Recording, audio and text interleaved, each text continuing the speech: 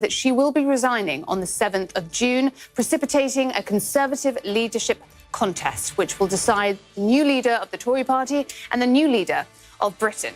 In order to get into all the details, I'm joined by a fantastic panel today. We have Liam Halligan, we have Aisha Hazarika and Ian Martin. Thanks all for being with us. First, let's set the scene and have a look at what happened earlier today. I will resign as leader of the Conservative and Unionist Party on Friday the 7th of June. Back in 2016, we gave the British people a choice. Against all predictions, the British people voted to leave the European Union. In a democracy, if you give people a choice, you have a duty to implement what they decide. Sadly, I have not been able to do so. After almost 3 years of a premiership marred, dominated and destroyed by Brexit, The only way to avoid no deal is to agree a deal. She was planning to try and offer MPs the chance of voting on whether or not there should be a second referendum. All of this stirs the ire of those Brexiteer voices. I will shortly leave the job that it has been the honour of my life to hold. I do so with no ill will, but with enormous and enduring gratitude to have had the opportunity to serve the country I love. an emotional out there from Prime Minister Theresa May. Well, we want to know what you think in response to our question today, which is not really so much a question, but just a call for your thoughts. The UK Prime Minister Theresa May resigns. Your reaction? And for more reaction, I am joined here by that wonderful panel I mentioned earlier. We knew that this was a long time coming. In fact, some people thought it was going to happen after she lost seats in the election back in 2017. But it happened today. Immediate reaction, Liam. Well, it wasn't surprising, but it's still shocking when you see it in the raw. I mean, I must admit, I've been a very stern critic of Theresa May on this show, in my various newspaper columns and so on. But I did find her speech moving and dignified. Has she been stubborn? Yes. Has she shown a real lack of political judgment? Absolutely. Has she been secretive? Has she transgressed normal political protocol? All those things. You can throw all that criticism at her. But when you see a woman who loves her country, you know, breaking up, cracking up in front of the world's press, if you're not moved by that, I think you've got a heart of stone. Aisha, I know you don't have a heart of stone, but did you have sympathy for the Prime Minister? I give you. It's just a wee bit of a hardened heart. So I think that crack in her voice at the end was very moving because we typify, I mean, she's called the Maybot in this country because people think she's so lacking in any emotion. She's actually a robot. You know how they say robots are coming for your job? People like, they've started in Downing Street.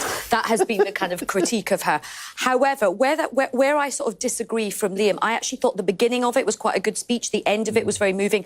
But she had a bizarre sort of roll call of her greatest hits, which I'm afraid are not greatest hits whatsoever. That was cringe.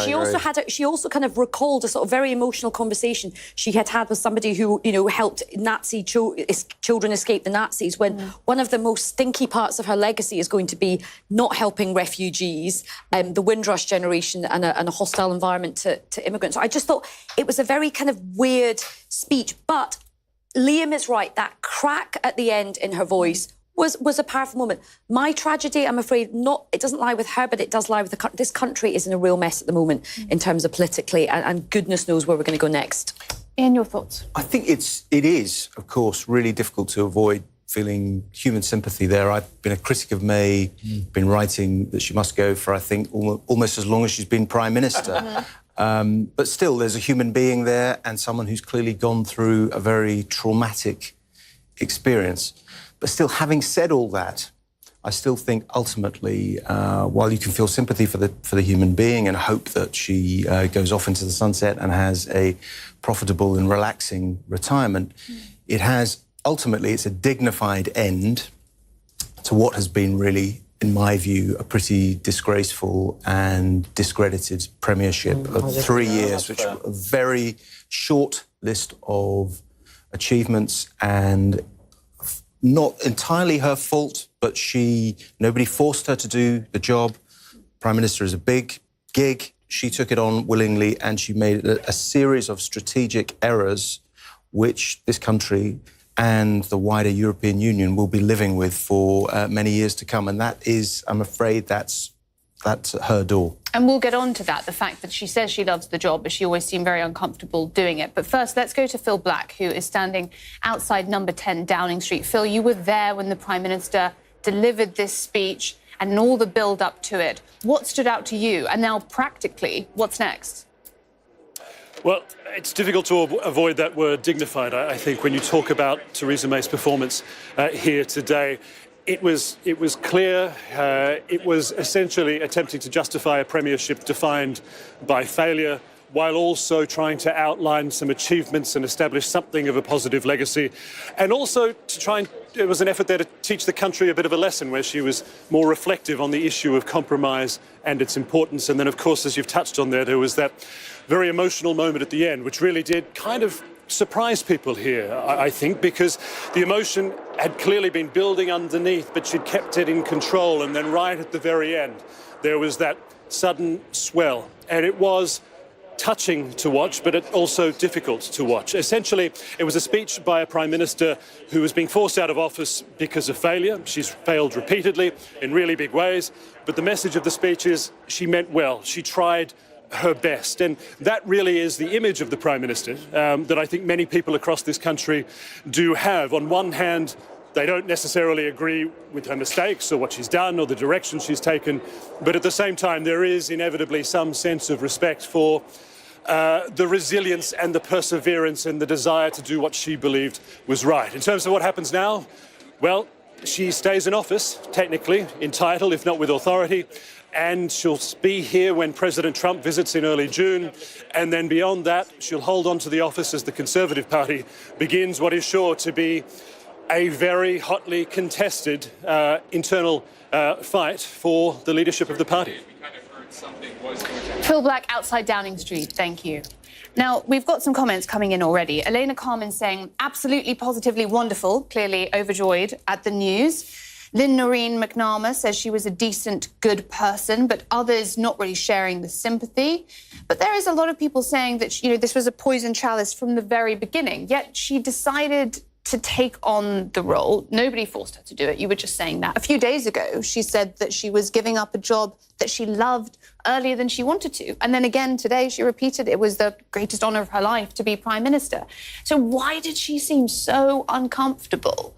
Whether it was consulting with ministers, working rooms or addressing the media? I think the answer is a really good question, but the answer to that, I think, lies in the basis on which she became leader of the Conservative Party 3 years ago, is that it was a bunch of squabbling boys who just delivered this shock win in the Brexit referendum, Michael Gove and Boris Johnson. And she seemed like the only grown-up left standing. She seemed like the sensible woman who was going to sort things out, find some kind of way through the compromise, through to some sort of successful compromise. And I think underneath it all is a problem that she seemed to be this enigmatic figure, and that we all assumed, or lots of people assumed, and many of her cabinet colleagues assumed, that behind the enigmatic mask there was some great whirring political intelligence or brilliant brain. and the answer, it turned out, was that wasn't there, and that she is a very hardworking senior bureaucrat, someone who lacks political imagination, someone who lacks the ability to persuade, and that's shown in how she handled her deal. Even once she got her deal, it's not as though she went out into the country and tried to persuade people of its merits or persuade people about compromise. She's also quite a shy person as well. Now, it seems odd to say that. You think, why on earth would someone put themselves into that position where they then have to soak up that sort of punishment? And no Prime Minister has had more abuse and criticism than Theresa May. But she was ambitious, but she's really quite a sort of closed, shy person who, and I think that's why the voice cracks at the end, who has just been through something very traumatic, which is all of her hopes and ambitions have come crashing down. Now, viewers might not be able to see this as well as I can, but Aisha's been raising her eyebrows quite a lot through that statement. Tell us why. Look, I do agree with quite a lot of what Ian said. I've actually written a column today just saying that she should never have been Prime Minister. She does not have the characteristics. Actually, she shouldn't have been a politician. What she should have been is a civil servant. She is diligent. She is discreet. She is risk-averse, she is cautious, but she is dutiful. I think if she'd been a civil servant, she could have risen up quite high in the ranks. Good permanent secretary in a minor ministry. I don't know, she could have even gone further than that, but she was absolutely... In fact, I tell a story about how I actually, you know, because she used to shadow my old boss, so I had quite a lot of dealings with her. And one day we turned up wearing the same shoes. Look, she's got great taste, what can I say? But don't sue me. But... you know, normally that would be a bit of, you'd make a bit of small talk going, oh, look, nothing, absolutely. I was like, oh, did you get yours full price? Nothing. And basically, she's not a people person. And to be Prime Minister, you do have to be a people person. Especially in a minority government where it depends on where I think disagree slightly with the kind of narrative as she had a poison chalice. Yes, she did, but all Prime Ministers have a tough job to do. When Gordon Brown became Prime Minister, he was hit straight away with kind of terrorism and a big agricultural disease. Then we had the global financial crisis. Bad things happen to you when you're Prime Minister. That is the gig. And in some ways, what Prime Ministers struggle to define when they first start is what will be their mission. What will be the thing that will define their premiership? In a way, she had that gifted her on a plate. It wasn't an easy deal. If she had reached out to people from day one, if she had tried to quote Donald Trump, ironically, the art of the deal is bringing people with you. It's making people feel that they've got some ownership of the process. But what did she do? She went into a bunker with her closest advisor. She didn't consult her cabinet. She didn't reach out to the leader of the opposition. She didn't reach out to Scotland or the nations or business or the trade unions. She thought she could fix it all by herself in a room full of 4 people and then present, ta-da, here's all our hard work. Politics does not work like that. We've all met Theresa May over the years, and you know, she is not your typical politician. She doesn't have a huge amount of charisma.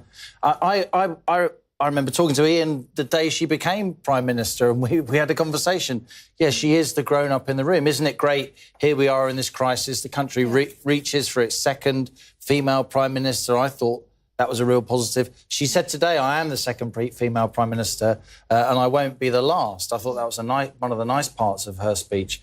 But there will inevitably be contrast drawn between her and between her female predecessor, Margaret Thatcher. And I think she deliberately tried to distinguish herself from Thatcher in her speech in the following way. She talked about the importance of compromise and the need for the UK to compromise now. There's a very famous quote by Margaret Thatcher. She said, "No great cause was ever won under the banner of compromise. Compromise happens when you abandon all values and beliefs, agree on something with which no one agrees, but to which no one objects." This contrast will be there. I personally think this is a time for the UK to compromise to some degree, but I have to say, Bianca, we will not return to normal politics in this country until we leave the European Union, in my view. And it does seem that the Conservative Party itself is in this state of disrepair over the issue of Europe, because we knew that these tensions were always there, but now they're all wide open. And the leadership contest is going to expose that further. But you mentioned that really emotional moment which Theresa May had right after she referenced being the second female Prime Minister. Let's take a listen. I will shortly leave the job that it has been the honour of my life to hold. The second female Prime Minister, but certainly not the last. I do so with no ill will, but with enormous and enduring gratitude to have had the opportunity to serve the country I love. So obviously that was moving, as both my colleagues have said, on a sort of human level. But I just want to put this female Prime Minister thing into perspective. Yes, I was very heartened to see a female Prime Minister. I'm distraught that my own party, the Labour Party, cannot seem to produce a female leader. But the thing about being a feminist, and she actually wore a T-shirt before she became Prime Minister, this is what a feminist looks like. But the thing about being a feminist, it's not just about advancing your own political ambitions. It's not just saying, haha, I got the top job. It's what you do for other women. And I'm afraid her record on that is pretty poor. One of the, you know, we had a big, very, very emotional debate about what's happening in Alabama with the abortion stuff. We have just as draconian, if not more, happening in Northern Ireland. She did nothing. She didn't lift a finger to help those women. If you look at where a lot of austerity has fallen, it has hit women particularly hard. So I just think for a lot of people, the kind of the female thing, yes, of course, it was great to see a female Prime Minister. It's great we have a female First Minister in Scotland.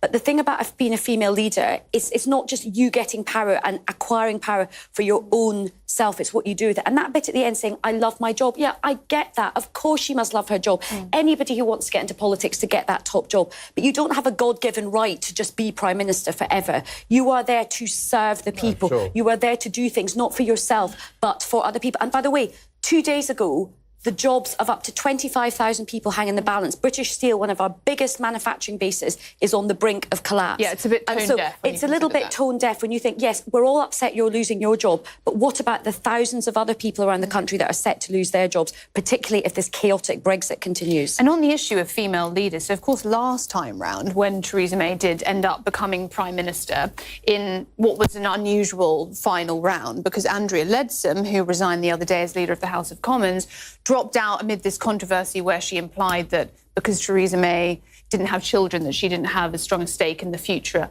of Britain. That brings us to the leadership contest that we all know is coming now. Andrea Leadsom likely to put herself forward again. I want to have leaflets that just start as a mother. But it's going to define all of those issues that you're mentioning, the problems that people are struggling with in Britain, the jobs that are being lost, the uncertainty over Brexit. Who is best placed to take the helm after May? Well, the dynamics of the leadership race have really been altered quite substantially by what's happened with the rise of the Brexit Party in the UK, which is a party which didn't even exist in February. It's come from absolutely nowhere, and it is terrifying the Tories. So if you'd asked conventional wisdom on cabinet members or Tories at Westminster, would have been 3 or 4 months ago that Boris Johnson was probably out of the running, and that in this bizarre process that's about to happen, where the MPs whittle it down from a sort of Grand National style, chaotic 25 down to 2. Wacky races, I think. Or the Indy 500 or whatever it is. And it then goes out to the membership, who then choose from the final 2. A lot of people would have said, well, look, Boris Johnson's probably not even going to get to the final 2. But the shock that's driven by the rise of the Brexit Party and the Tories' fear that they're now facing an existential crisis means that they're coming to the conclusion, just in the last couple of weeks, that they need the biggest beast possible. They need someone really famous as Farage, someone who can actually take him on at his own game. Now, that comes with all sorts of complications and problems for the Tories about what they do beyond Brexit as well. And if they become identified as too much of a right-wing party, they won't win in the centre ground. But for the reasons that I described, Boris Johnson is now back, being essentially the favourite. It's not impossible that he'd be defeated. Crazy things happen in Tory leadership races. Very often the front runner doesn't get it. Same things rarely do. The same things rarely do. And one of the contenders who at the moment is now, with the bookies that say it's sort of 25 to 1, might do something extraordinary, make a particularly brilliant speech or demolish someone in a TV debate, or the front runner or front runners might be exposed to scandal or controversy. We simply don't know. But as it stands at the moment, the broad Tory tribe has decided effectively that Johnson is the front runner, and it looks as though it's going to be him. And we'll get into the Tory leadership contest a little more after the break. Just before we have a few moments, I'd like to read out some more comments. We've got a lot of positive comments about the Prime Minister, mainly sympathetic, though, which is unusual towards a political leader. Jason Lunga says, what a strong woman, farewell and all the best. Austin Kene Okawando says she tried her best but failed. I still see her as an iron lady. Diane Brakovic said she did the right thing. It was time. Pass the torch. I'm sure there'll be plenty of comments on the other end of the spectrum. Pass the brandy. When we come back. See you in a few. Pass the revolt.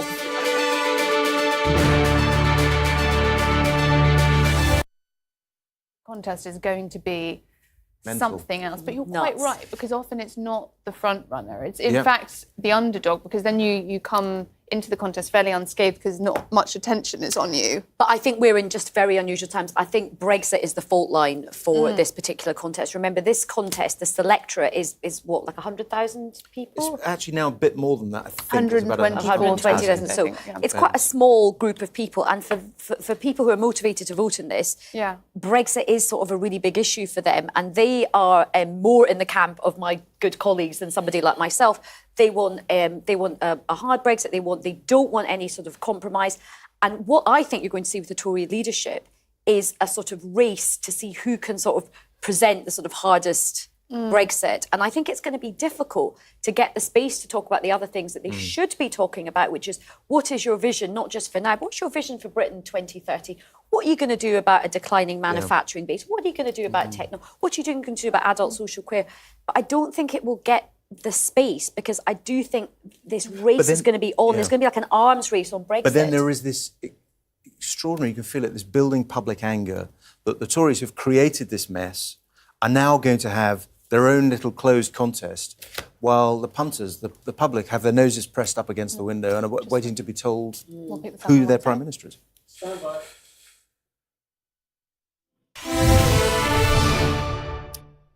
Welcome back to CNN Talk. Today, it's all about Theresa May setting a date for her resignation and who might follow her. Now, we're talking in the break about the potential candidates. Let's take a look at the betting odds as they stand in the UK. I'll bring that up on the screen behind us, if I can. Do they mirror what you're all thinking?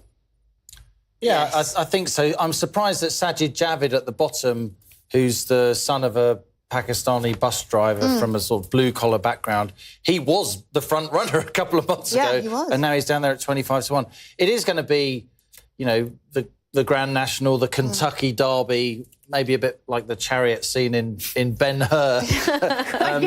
There are going to be lots of black arts and smear campaigns being planned as we speak, and even in operation. And I think Aisha's right. It is going to be all about Brexit. And we should just explain to international viewers, in our UK system with our unwritten constitution, you vote for a party, not for a president. And so because the Conservative Party are in power, they have the right to appoint the next Prime Minister from their own party membership, which, as Ian said, is just 120,000 people. That sort of seems a little bit illegitimate, even though it's happened in recent past with other parties too. But my view is that the current Parliament is not going to pass any kind of withdrawal agreement. Everyone's hunkered down and entrenched. Yeah. I don't think... I mean, I sit here with two, proper political professional analysts. I'm more of the sort of economics nerd who freelances on politics.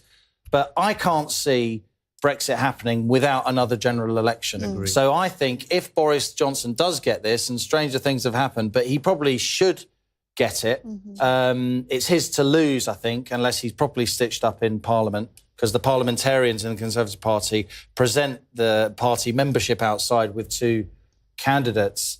I think quite soon after getting the Tory leadership, he will call a general election. Yes, as Brenda from Bristol said, what, another one? Yeah, there will be another one. And I think after... I know we're not allowed to talk about the European elections because the voters in Latvia are still, hanging on my every word. Liam, tell me which way to vote. So we're not allowed to talk about... You're really big in Latvia. I think it is pretty clear, we can say without prejudice, that the Brexit Party is going to do well. And I think in the end, to get Brexit over the line, to do well enough in the next general election that will come, to get a more Brexity Parliament, which I think you're going to need to reflect the electorate more, the Tories and the Brexit Party are going to have to do some kind of deal, which is an absolutely astonishing development. And what's interesting about who succeeds Prime Ministers is if we look at May and Cameron, the reason that May was appealing to so many people was she seemed like the antithesis of a slick media operator, which was something that some didn't like about Cameron in the grassroots, the fact that she did show some semblance of frailty at the beginning. I was talking to Joey Jones earlier, who was a spokesperson for her, and she was very unlike him in a lot of ways. So it does make you wonder whether or not whoever succeeds her may well be somebody as populist-like, as colourful as Boris Johnson, because it's the opposite of what she's presented. Yeah. It's a Trumpian moment. Now, whether that ends well for the Conservative Party and for the UK and for Europe, or it ends up as a spectacular disaster, all is going to be revealed in the next 6 months to a year. But it does feel to them, I think, as though they need, for a moment which is historically incredibly difficult, they need a big beast, a huge figure who can hopefully change the narrative. But I think Liam is absolutely right. I think there is going to be an election, because the reality is that whoever wins this contest The act of them winning, right. it doesn't change the arithmetic in Parliament. And the reality is that the government at the moment, it shouldn't be forgotten that the real reason underlying Theresa May going, it's not just that she can't get Brexit over the line. The government isn't doing anything in the UK. Parliament isn't really voting on anything meaningful. There's no legislation plan. There can't be what they call a Queen's speech, where the Queen comes to Parliament and says, my government will do the following things in the next year, because there isn't a majority for any of those bills. So there's total gridlock. The government has a notional majority of only 3 at the moment. Depends how you count it. That's including the DUP party from Northern Ireland, who are propping up the Conservatives. Pretty soon, that majority is going to be in negative terms because simply the rate of attrition, maybe a few more defections. So the new leader of the Conservative Party faces the possibility of really of having no majority at all, cannot really get Brexit through, is going to be rebuffed by the European Union, almost certainly, when they say, make this a whiz-bang agreement and just withdraw the backstop and everything will be fine, and the EU will say no. So the new Prime Minister, I think, faces a pretty stark, difficult choice, and there are no good choices. Goes either for an early election or is destroyed by Parliament within 6 weeks. I agree with that. And I think it's hard to argue with the points that you've made. There will be other forces acting on this Conservative leadership campaign, people who aren't standing to be Prime Minister, but who are really influential, and Jacob Rees-Mogg is one of them. He's just tweeted, nothing in office became her like the leaving it from Shakespeare.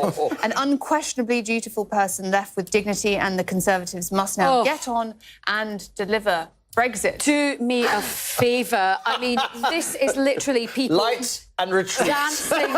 This is Keep people pets indoors. like Morris dancing on the grave, basically. The corpse is not even Come yet on, no one does cold, shamelessness quite like the Tory party. Well, yeah, exactly.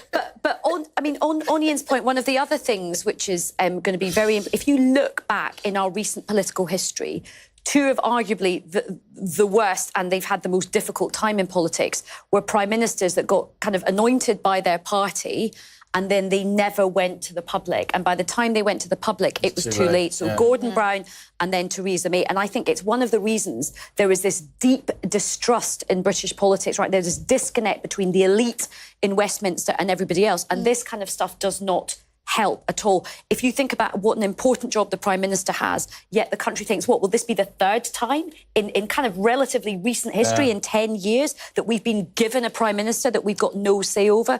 So I think there has to be another democratic kind of intervention, whether it's a general election or whether it is a second referendum. The other thing that's interesting is that quite a few commentators are writing up that what Boris Johnson could, and let's assume it is Boris Johnson, because it does look like that, you know, as Liam said, it's his to lose. I think One of the other interesting things is he could, instead of having because also things are very fraught at the moment. A lot of people think that if there's a general election, that could bring in Jeremy Corbyn, maybe not with a majority, but doing a deal with the Scottish National Party up in Scotland. And the price for that deal would be a second referendum on Scottish independence. So the stakes are incredibly high. There's a lot of people who really love Jeremy Corbyn, but there's a lot of people who really hate Jeremy Corbyn. He's divisive, and fear, even within his own party. You know, fear what that could mean in terms of... So the stakes are incredibly high. One of the ideas that's been promulgated is maybe Boris Johnson might say, here is a second referendum, but put a kind of a Brexit that maybe you guys would advocate more. Instead of the deal, he could put Remain or a WTO Brexit on the ballot paper, and that could win. We're going to take a short break, but we need to come back to that because the repercussions for what's happened today are massive. As we go into the break, I want to read a few more comments from viewers. Risa Hindley has a good one. Now Theresa May can focus on her dance career. I'm not sure if she'll be doing that later today. She should have moonwalked back into number 10. Can you imagine if she'd have done that, moonwalked away from the lectern? I'm not sure if she was in the mood for moonwalking. But others being more forgiving. Dennis Lutz saying, Brexit is the disaster, not Mrs May. We'll be back with more comments from you and more discussion from our panel. See you in a bit.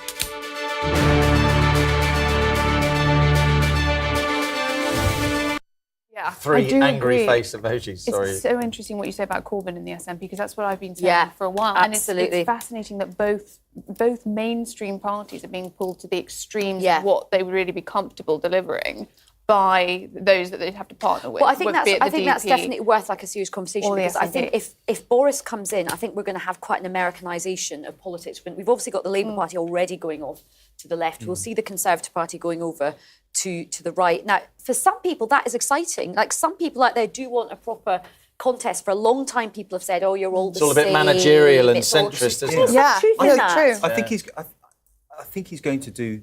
If it is Boris, I don't think he'll go for a second referendum for reasons which maybe we can get into in the programme.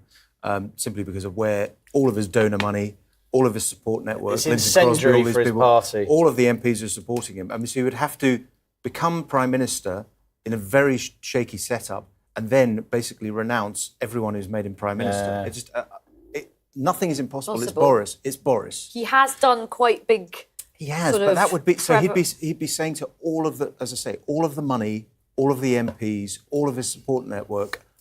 I didn't tell you about the second referendum, but I'm now going to pivot to a second Yeah, I referendum. think that's a betrayal that they couldn't counter. He'd lose every single person that Yeah. really propelled him to that position. But I think he will then pivot to, and his only option, if he becomes Prime Minister, is to pivot to the centre ground as quickly as possible. Put Brexit to one side, which is really difficult. But if you can get some kind of resolution, you have can to. you have a- there- can you have a general How election? can you do that? How can Yeah. you do you that? spend, you spend lots and lots of money on Can you have a public general services. election without Brexit front and centre? Brexit has to be front and Yeah. centre in any It will be, but I'm meaning in terms of the longer term. If there is a longer term for the That's Tory what party. Corbyn wants. But then that's playing into his hands, because that's exactly what Corbyn says. Let's just park Brexit over there and let's talk about public service. No. I think Brexit Brexit comes could win a first. general election. I think he could win a general I election. think Brexit comes first. I'm not saying Brexit. I'm meaning, let's just say for the sake of argument that Brexit is resolved one way or another.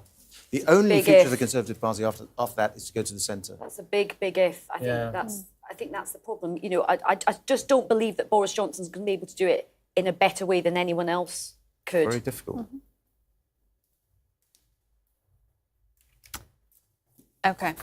We've got a minute left on the break, but I think something else which is interesting, though, about the state of politics is whether or not, I mean, Theresa May and Boris Johnson, ironically, would be confronted with the same problems, because she was being dragged more to the right than she was comfortable after taking the position, because the Conservative Party is ever thus. And Boris would have the same problem, that he'd start on the right and then be inevitably dragged more And towards the remember, centre. the reason why Boris has sort of, gained his popularity is he's made disgraceful kind of overtures to them. I don't actually believe he's that right-winger person. He's done he's stuff not, on because he's Muslim been women. quite liberal He's done stuff in which some is of his just absolutely bonkers, basically, having a go at Muslim women, kind of really pandering to the right. I actually believe he won in London twice. He's quite a liberal in his heart. Yeah, but he's a pro-immigration pandering to the social right. liberal. And I think you can't keep sort of We will slithering continue. around. Politics, baby. Watch him try. Yeah, but it's not that successful. You've got to make a strong choice and believe in it. This is CNN Breaking News. A warm welcome back to CNN Talk. We're discussing the breaking news this morning that Theresa May has put forward a date for her resignation on the 7th of June and has announced that a Conservative Party leadership contest will start shortly after that. In an emotional address on the steps of Downing Street, the Prime Minister said that her successor should compromise and that British politics was under strain. Let's take a listen. Ever since I first stepped through the door behind me as Prime Minister, I have striven to make the United Kingdom a country that works not just for a privileged few, but for everyone, and to honour the result of the EU referendum. Back in 2016, we gave the British people a choice. Against all predictions, the British people voted to leave the European Union. I feel as certain today as I did 3 years ago that in a democracy, if you give people a choice, you have a duty to implement what they decide. I have done my best to do that. I negotiated the terms of our exit and a new relationship with our closest neighbours that protects jobs, our security and our union. I have done everything I can to convince MPs to back that deal. Sadly, I have not been able to do so. I tried 3 times. I believe it was right to persevere, even when the odds against success seemed high. But it is now clear to me that it is in the best interests of the country for a new Prime Minister to lead that effort. So I am today announcing that I will resign as leader of the Conservative and Unionist Party on Friday the 7th of June, so that a successor can be chosen. I've agreed with the party chairman and with the chairman of the 1922 committee that the process for electing a new leader should begin in the following week. I have kept Her Majesty the Queen fully informed of my intentions, and I will continue to serve as her Prime Minister until the process has concluded. It is, and will always remain, a matter of deep regret to me that I have not been able to deliver Brexit. It will be for my successor to seek a way forward that honours the result of the referendum. To succeed, he or she will have to find consensus in Parliament where I have not. Such a consensus can only be reached if those on all sides of the debate are willing to compromise. Max Foster is standing just a few feet away from where the Prime Minister was speaking earlier today. Max, are you with us? I'd like to ask you your thoughts, having covered this. You have talked about this almost, possibly more than me, but definitely equally as much as me for so long now. How long will the Prime Minister be able to hang on? When will she resign? Who will replace her? What's your reaction to the fact that we finally have that speech today declaring that the Prime Minister is going to go? Well, we can look at the ins and outs of it and talk about the politics and, the reactions today. But ultimately, what we've got is a situation where nearly 3 years ago, Brits voted to leave the European Union, and they haven't left yet. Britain hasn't left yet. And we're effectively back to square one because Theresa May's whole career was pegged to this Brexit deal. She couldn't get it through. It was clear this week that it died, and so did her prime ministerial career as a result. Now they have to get a replacement in office, but it's not going to happen until probably mid-July. We're meant to be leaving by the end of October, and you're going to have someone coming in with a very different view of Brexit and effectively starting the process again. So away from all the ins and outs of what's happened, I think ultimately just shows that British politics is an utter mess. It's broken, and whoever comes in, Boris Johnson, whoever it is going to struggle in many of the ways that Theresa May did. There's a fundamental problem with the politics right now. Max Foster outside Downing Street, thank you. And Max will be back in the chair that I'm sitting in for you shortly, later in the week. So it's confusing, I suppose, for people, given that the Conservative Party has been talking for so long about wanting to replace Theresa May and then going from different frontrunner to different frontrunner, be it Sajid Javid, Jeremy Hunt, Boris Johnson. Do you think the main reason that Boris has emerged in the front is mainly in reaction to this populist wave in the UK, the popularity of Farage, the possibility of a general election where they need a force to be reckoned with that can fight against what some people call populism of Corbyn and Farage? I think it's a combination of things. I think they absolutely, you said earlier about how Theresa May was attractive because she was so different to what went before, which was David Cameron, which was a bit of a show pony. I think they now want someone completely different to Theresa May. They want a very, very big, a big character. They want a strong leader. And look, I am no fan of Boris Johnson. I have written many columns about him. I think he is a real sort of charlatan. I think he says one thing to one group of people, another thing to another, which probably makes him a perfect sort of politician. But what I will say is he is popular out there. So I am a typical lefty London metropolitan elite person. Right. However, he has won twice in London, which is a very... And another thing is when he was going out around the country for the EU election, the referendum, a lot of people think Nigel Farage won that. Now, absolutely, Nigel Farage put in the spade work. But the person who set that campaign alive was Boris Johnson. A photographer friend of mine said that he has photographed everyone in the business and politics for the last 20 years. He has not seen a reaction to anybody like Boris Johnson got around the country. And coupled with that, so people want a strong leader. People think he can beat Jeremy Corbyn. There was a recent poll done of Labour Party members. Even 45% of Labour Party members think he could beat Jeremy Corbyn. And then there is Brexit. And there is absolutely no doubt that the country... when I was out door knocking for these European elections, it wasn't a question of whether you were Labour or Tory. It wasn't a question if you were right or left. It was whether you were Leave or remain. That is the new fault line in British politics. And he has nailed his colours to the mast. He has said, I'm a true Brexiteer. He has needled Theresa May on Brexit. And I think people think this is who we want. And a lot of people said to me in the doorstep, we want a true contest in British politics. We want a red socialist in the Labour Party. We want a true blue Conservative. And that is the competition that a lot of people like. Do I like that? Not particularly.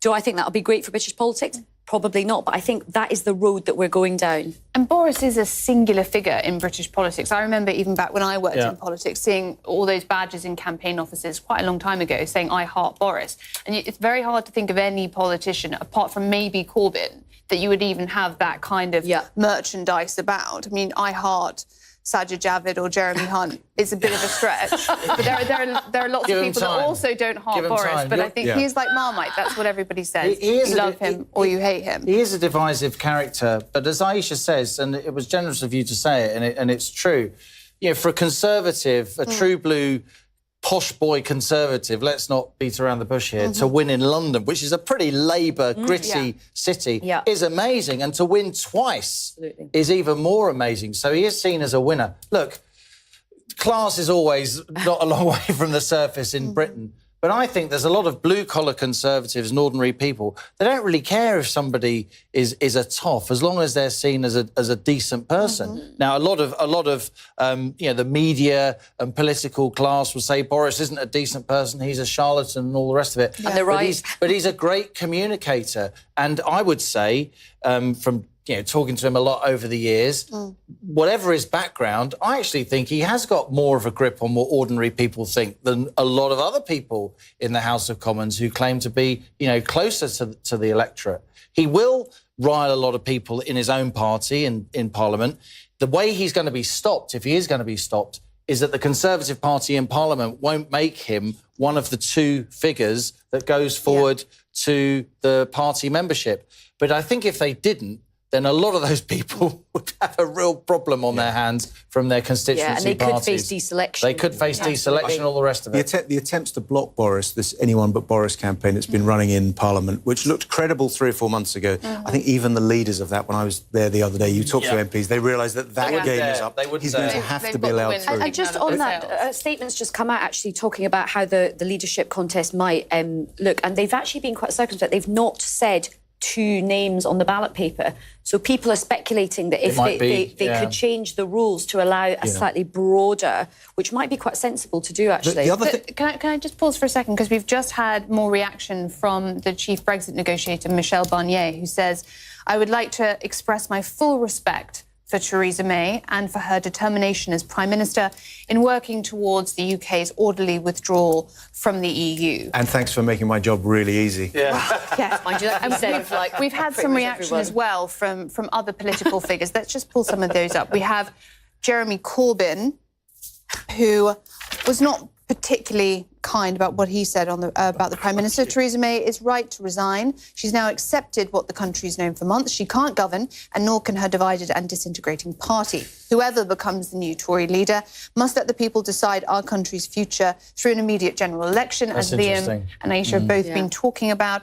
I'd say there's nothing you could disagree with in that, because it's pretty harsh, but it's fair. Yeah. And also the fact that you mentioned... Interestingly, not a second referendum. He's saying not a second referendum. He doesn't want a second referendum. But that's always been Labour's policy. It's general election. If you can't get that, then second referendum. He's got one condition for a second referendum: over my dead body. The other tweets that we've had in reaction from political figures, we've had Andrea Leadsom, that leader of the House we were referring to earlier in the programme. Leadership candidate who says a very dignified speech by Theresa May, an illustration of her total commitment to country and duty. She did her utmost, and I wish her all the very best. I'm sure she does now that she's out of Downing Street and the position is vacant.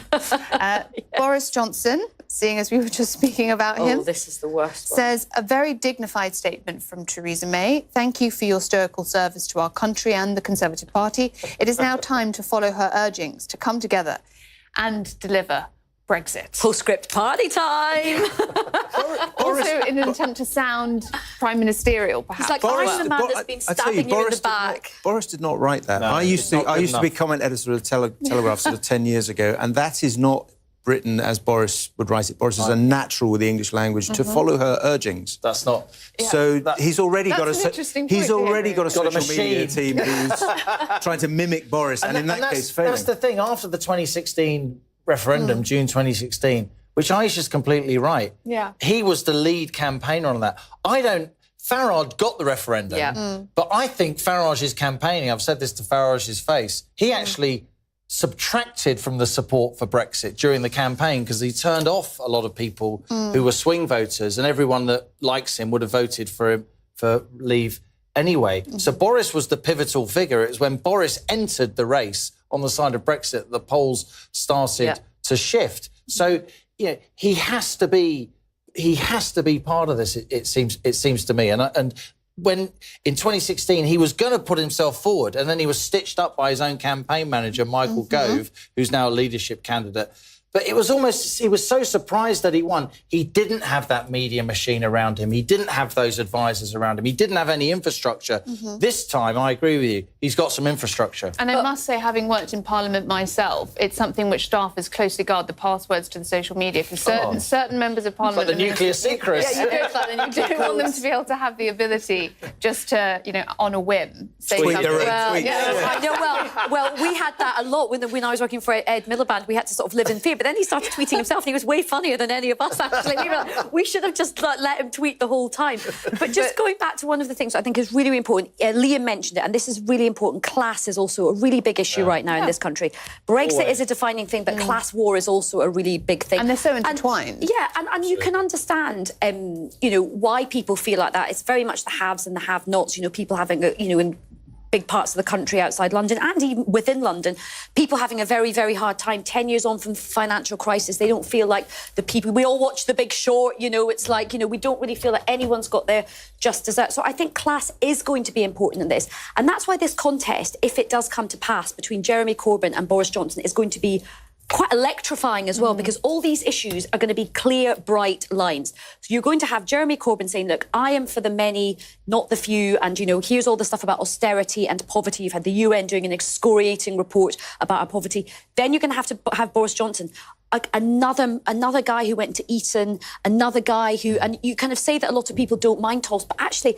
That's not a great narrative for the Tory party. They were trying quite hard. The one good thing about Theresa May was she didn't come from that background. She wasn't from that unbelievably... But she was mesmerised by people that do. That's why she couldn't lead. She didn't have the confidence. But in a way, I'm not sure she was. She wasn't part of that club. One of the reasons she actually felt quite ostracised from Cameron and Osborne was she wasn't part of that gilded elite. She didn't fit in the same way that they did. But I think that is going to be... Thatcher, but she led. Yeah, but that's a long time ago. That's a long time ago. This is the great test for Boris, because Boris, he breaks a lot of the rules. He's been around as a big, famous figure in the UK now for more than 15 years. And people only usually get 10 at the forefront of politics before people get sick. Gordon Brown's old rule was the 7-year rule, and after 7 years, people are sick of you. So Boris has been around a long time, so we don't know his last chance. whether he's going to be popular for a month or whether he's going to be popular for 6 months, Well, or he's whether not it's that enduring. with our CNN Talk viewers. We're just going to take a quick break. But we have Megan Baldwin saying, no, not Boris Johnson. He's a buffoon with no credibility, certainly not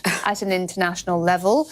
Kapulu says, please, not Boris, please, and then a variety of emojis to that effect. Thumbs down. Yes. Amido Ismail says, lots of sharks around her. Brexit will bring still more falls. Keep Boris out. Stay with us. We'll be back in a few moments' time.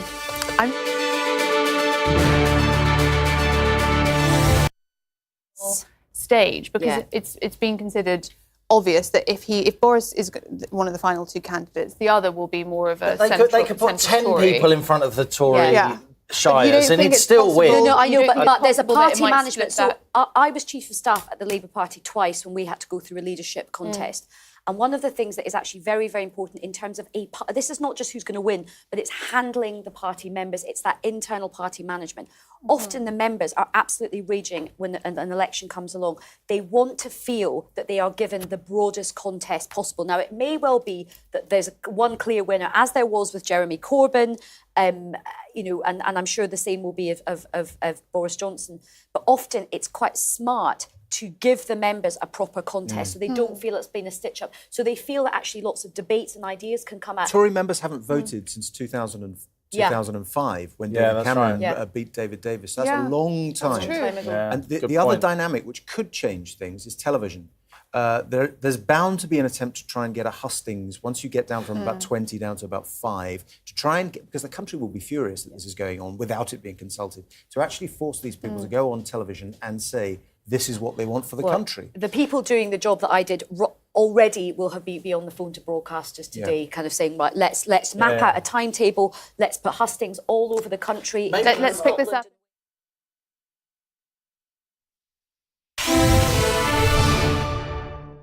Welcome back to CNN Talk. Today we are discussing Prime Minister Theresa May setting a date for her resignation, the 7th of June, and the Tory leadership contest that will follow, Boris Johnson being one of the names that is constantly mentioned as a front-runner in that contest. But before we start talking about all of the people who are up for the job next, let's take a look back on the career of Theresa May as Prime Minister. So I am today announcing that I will resign as leader of the Conservative and Unionist Party on Friday, the 7th of June, so that a successor can be chosen. A moment so often predicted had finally come. Theresa May acknowledged she must step down. We will leave. It marks the end of a Prime Minister notable for defiantly holding on to power, notorious for embracing short, repetitive slogans. The strong and stable leadership. Strong and stable leadership. The strong and stable leadership and the strong and stable government. And both mocked and grudgingly admired for displaying a baffling willingness to dance terribly in public. The self-styled dancing queen of British politics is leaving the stage. Theresa May rose to become Prime Minister after her predecessor, David Cameron, found himself on the wrong side of the Brexit referendum result. I think the country requires fresh leadership to take it in this direction. May too had wanted Britain to remain in the European Union, but promised to deliver the people's verdict. Brexit means Brexit, and we're going to make a success of it. But what followed were stumbles and mistakes, none bigger than May's decision to call an unnecessary election in 2017. The result was disastrous. May lost her party's parliamentary majority. Suddenly, everything, especially Brexit, became much harder. The Conservative Party kept her as leader because there was no obvious alternative. And a contrite May was determined to carry on. I hold my hands up for that. I take responsibility. I led the campaign, and I am sorry. But it was during that same speech that things began to fall apart.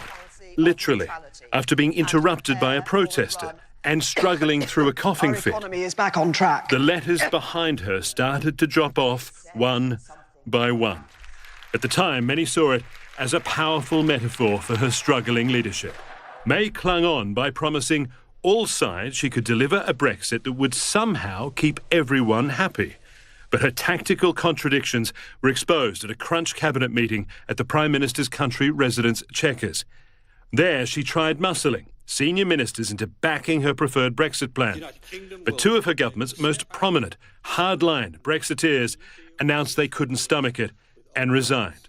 Among them was Boris Johnson, who quit as Foreign Secretary, embracing a new role as the Prime Minister's chief critic on all things Brexit. Self-governing Britain that is genuinely open to the world, not the miserable permanent limbo of Chequers.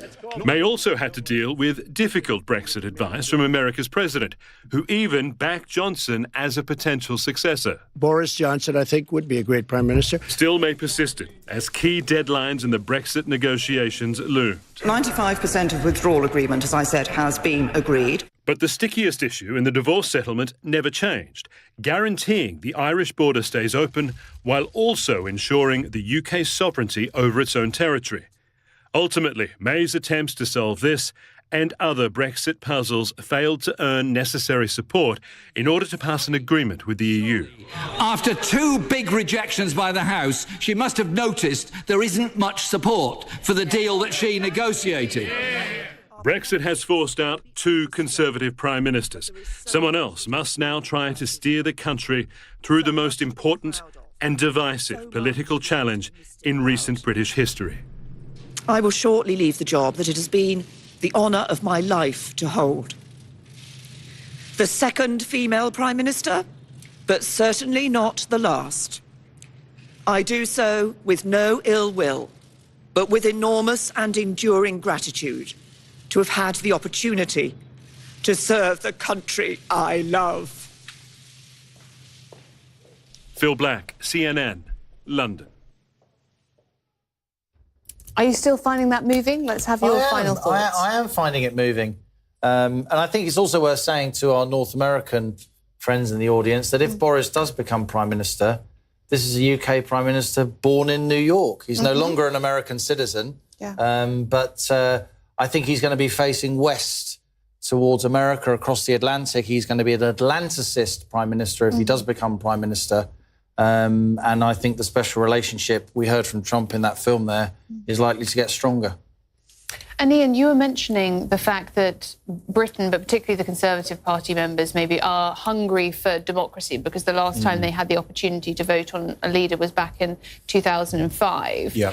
And that might even be some of the reason that parties like the Brexit Party are being fueled, going on this democracy message. They are now being very single issue. They're just talking about democracy, not talking about immigration. Yeah. So talk to me about how you think that's going to impact what comes next. Well, there are many problems for the Conservative Party, but after the farce of the last 6 months or so, where it's just looked at like a bunch of people at Westminster squabbling, failing to compromise, endless sort of muppetry, the Tory party cannot, or is very foolish if it attempts to follow that with some kind of stitch-up in which the various contenders drop out and they anoint Boris and there isn't a debate out in the country about...